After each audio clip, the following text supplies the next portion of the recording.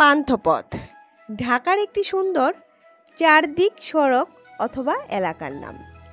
৮০-র দশকে এই সড়কটি যখন প্রথম প্রতিষ্ঠা হয় তখন নির্মাতারা বা প্রকৌশলীরা অথবা বিভিন্ন রকমের সমাজদার মানুষ এই এলাকায় বাড়ি করে।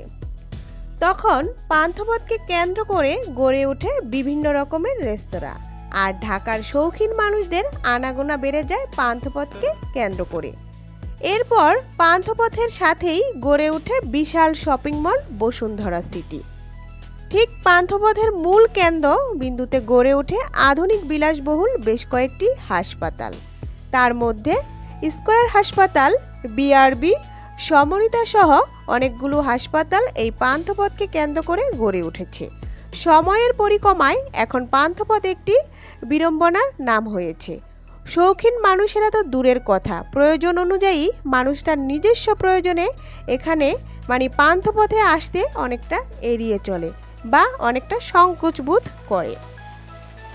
আবার সহজে কেউ পান্থপথে আসতে চায় না শুধুমাত্র একটি কারণে, প্রতিটা প্রতিষ্ঠানের সামনে বিশাল যানজটের জন্য, যেটা দিনে অথবা রাতে পোহাতে হয়।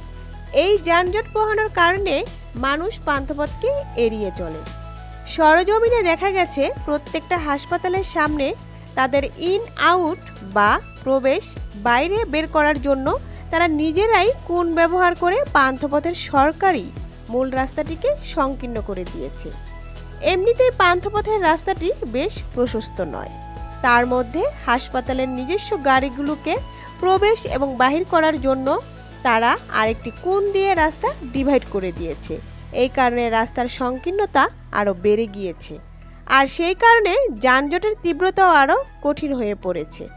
আবার আরেকটু ভালো করে লক্ষ্য করে দেখুন, হাসপাতালগুলোর সাথেই প্রাইভেট অ্যাম্বুলেন্সগুলো রাস্তায় পার্কিং করে রেখে দিয়েছে, যেখানে আপনার লাশবাহী থেকে শুরু করে বিভিন্ন ধরনের অ্যাম্বুলেন্সগুলো সারিবদ্ধ রয়েছে, যেগুলো দিয়ে ব্যবসা করা হয়। ঢাকা মেডিকেল হাসপাতালের পরেই এখানে বেশিরভাগ প্রাইভেট অ্যাম্বুলেন্সগুলো ভাড়া পাওয়া যায়। তার মধ্যে আমরা যদি স্কয়ার হাসপাতালের সামনে একটু দেখি, যেখানে ওষুধ কোম্পানি অথবা হাসপাতালে কর্মরত বিভিন্ন ধরনের মানুষের যে মোটর সাইকেলগুলো রয়েছে, সেটা কিন্তু রাস্তার একটা সারিবদ্ধভাবে বেশ জায়গা জুড়ে অবস্থান করে যানজটের শিকার করছে। তো আমরা বেশ কয়েকদিন এখানে ঘুরে দেখলাম, শুধুমাত্র হাসপাতালকে কেন্দ্র করে এখানে যানজট একটি অন্যতম কারণ। আর মানুষ যদিও তাদের প্রয়োজনে হাসপাতালে আসে, বিপদে না পড়লে কেউ হাসপাতালে বা পান্থপথে আসবে না, এই কথাটাও সত্যি। হাসপাতাল থাকুক, মানুষের সেবা হোক, এটা আমরা চাই। পাশাপাশি বিপদ ছাড়াও যাতে মানুষ আসতে পারে, এটাও আমরা তেমন চাই।